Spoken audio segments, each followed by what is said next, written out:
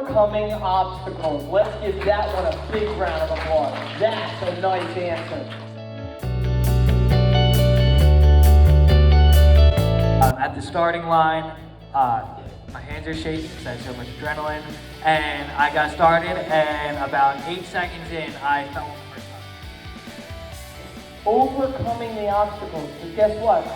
In life, sometimes you guys are going to be faced with an obstacle or a challenge that's going to be really tough. It's going to be really difficult.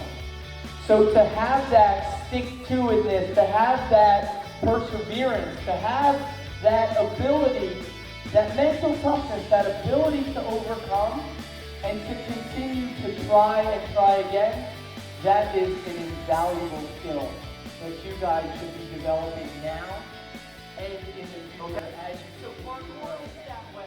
We're about overcoming obstacles, right?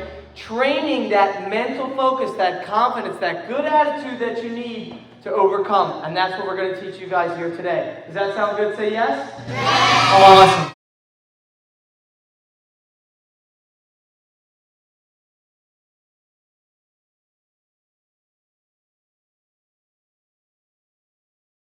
Be conscious of the camera while you're I know. doing stuff.